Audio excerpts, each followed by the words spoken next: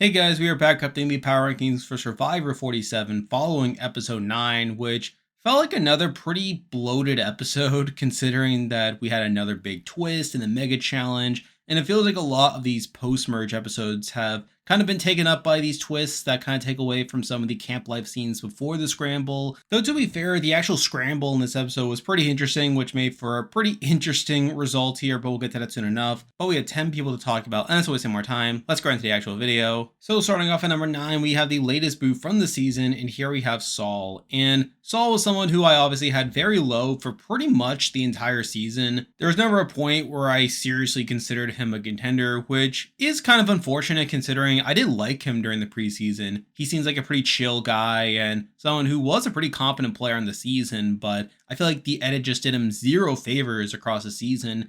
And even this episode, despite the craziness that happened in the lead up to the actual tribal, I feel like by the end I was pretty confident that Saul would be the one going home, especially once it turned into a live tribal and there's a lot of uncertainty. I figured that it would just all kind of coalesce into a consensus target, which Saul seemed to be the obvious person there. And even earlier in the episode, he got plenty of Dodo content with him talking about how he thinks that Sam is handling the Sierra blindside well, only for it to cut to Sam talking about how he's very upset by it and that he wants revenge. And then later on, you have him talking about how he's confident that's not him, only to cut to Genevieve saying that they should target Saul. So by the end, I was pretty certain that Saul was going home, which is pretty unfortunate. And while he ended up making it further than what I expected him to, I figured by the end, he wasn't really someone who I could see making it towards the end of the game and someone who would be taken out around this early merge section, which ends up fitting here. But now he's out of the game to where he's here at number 10. And before we continue, I am once again partnering up with Russell Muscle TV to promote Idle Plays. Idle Plays is an online shop where you can purchase Survivor puzzles and practice them. That way you can potentially be the next challenge beast on Survivor 47 and beyond. In this season, we have creator lockers. These are special bundles handpicked by myself and other Survivor YouTubers, along with creator trading cards. If you purchase my puzzle, you can get your hands on the Labyrinth Ball puzzle, the Slide puzzle, and Spencer's puzzle from Survivor Cambodia.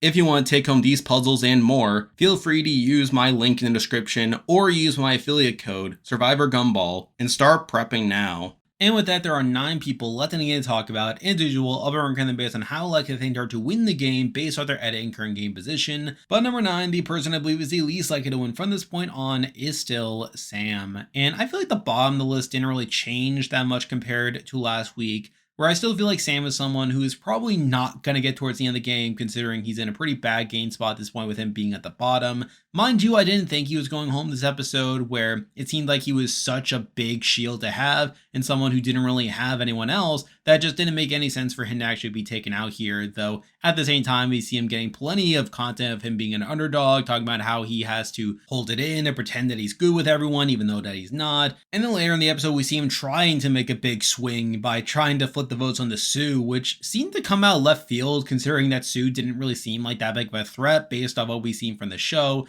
and really had no shot of working considering we got no setup to Sioux going home earlier in the episode. So again, I feel like this plan was always destined to fail here, and Sam himself even gives up by the end where he ends up voting for Saul anyway. But really, at the end of the day, I feel like Sam is still someone who could make it a couple more rounds considering his game position, but at this point, I feel like he's just there as this underdog, and I feel like he'll probably be taken out around Final 8, Final 7, if I had to guess. But really, I don't see a path for him getting to the end, which is why he's here at number 9. Now moving on to number 8, and we have the same person in this spot compared to last week, but we do have Gabe. And my view of Gabe didn't really change here. He still is someone who I'm not feeling the greatest about, where he still feels like this villain figure for this season. However, now in this episode, we're also seeing him being seen as this threat, where there was talk before the Mega Challenge about taking him out, only for him to win immunity, so much for that.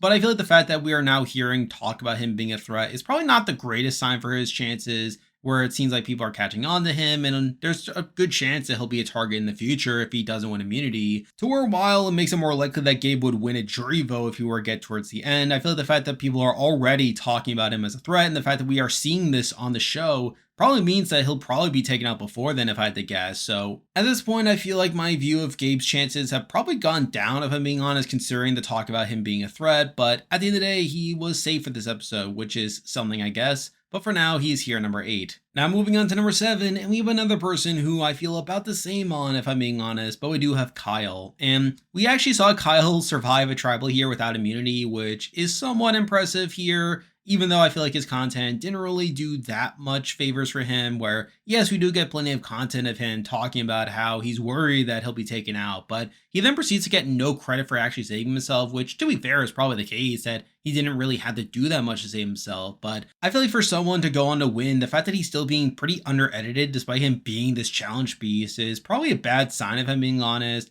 And I feel like there's definitely a world where he'll be taken out in the next couple of rounds due to him continuing to be seen as a threat, despite him not actually winning challenges anymore. Not to mention that he seems the pretty clear fourth in the Tuku power structure, where while the Tukus do have the control right now, I feel like Kyle will probably be the first to go out of that. So at this point, I'm not feeling the greatest about Kyle. I feel like this episode didn't really propel his chances from an edit perspective. Not only from a game perspective, I'm not feeling the greatest about him either, which is why he's here at number 7. Now moving on to number 6, and this person got a lot of focus in this episode, but I'm not entirely convinced it's good content. But number 6, we do have Genevieve. And this was another pretty interesting episode for Genevieve, where she once again gets the bulk of the credit for a move happening, where in this episode she's the one to get the numbers together to take out Saul, which admittedly from a pure game perspective, I think Genevieve taking out Saul here is a mistake, considering that Saul seemed pretty willing to work with her at that point, and considering that the Tukus seem to be a pretty solid group, the fact that Genevieve is turning on her own numbers here is probably not the greatest sign, or I think practically it would have made more sense for her to take out one of the Tukus, and the likes of Kyle or even a Caroline would have been pretty good, but whatever.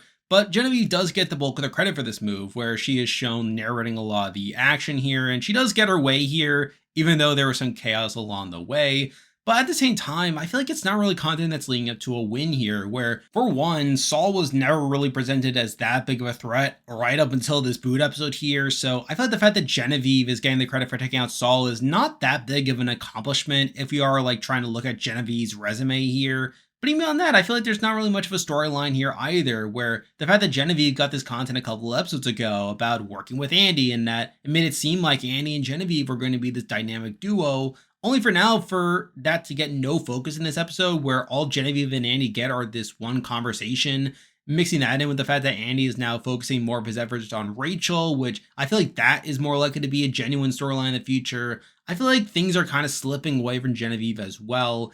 At this point, I kind of just see Genevieve as this big player, someone who is definitely there to make moves along the way, but will eventually be seen as a big threat and taken out, where we've seen this in multiple New Era seasons at this point. So I feel like Genevieve kind of fits that role for this season, which is definitely not a good spot to be in if she wants to win. So for that reason, I have her here at number 6. Now moving on to number 5, and we had the same person in this spot compared to last week, and here we have Sue. And this was another very quiet episode for Sue, which is really strange considering how much content she got during the pre-merge, but it really feels like in this entire post-merge, she has really fallen off the radar here.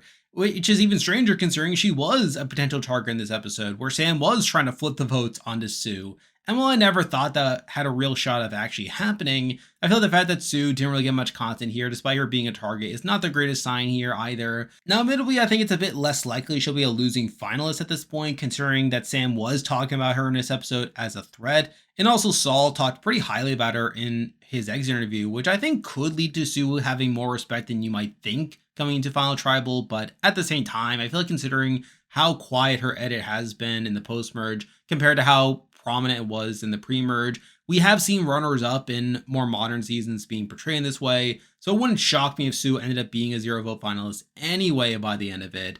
But really, I think none of this is leading up to Sue actually winning. I feel like my overall view of Sue hasn't changed too much, and certainly has not gotten any better, which is why she's here at number 5. Now moving on to number 4, and we have someone who I'm continuing to slide on with each passing episode, but number 4 we do have Teeny, and this was another pretty bad episode for Teeny if I'm being honest, where once again we see them not getting their way, where we see Teeny actively talking about wanting to target Sam and that they need to save Saul at all costs, only for that to not happen and for them to not even vote for Sam. So really, I'm not feeling that great about Teeny at this point. They are kind of fading into the background gameplay wise. And I feel like edgically, I feel like we're just seeing more and more cracks along the way. And I feel like it's just a matter of time before Teeny gets taken out. So really at this point, I feel like Teeny has really slid from their high coming into the merge. So for that reason, I have them here at number 4. Now moving on to number three, and we actually had the person who I had a number one last week, but we do have Caroline. And I'll admit I made a mistake here. I probably should not have had Caroline so high last week, considering the rest of the field.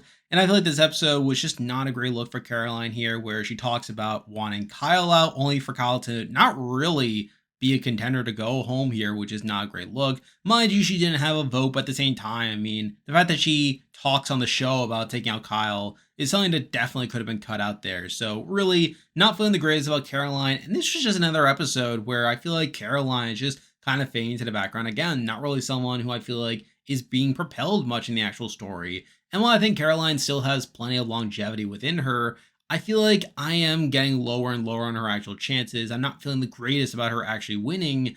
And I do regret having her at number one last week. But for now, I did slide her down to number three. Now moving on to number two, and we have the same person at number two compared to last week, and here we have Andy. And again, my view of Andy hasn't really changed. I still feel like he's someone who is definitely like this big character this season, definitely like one of the main narrators, someone who is meant to have this growth arc, and someone who will definitely be a part of some big moves in the future, but will eventually come up short by the end of it.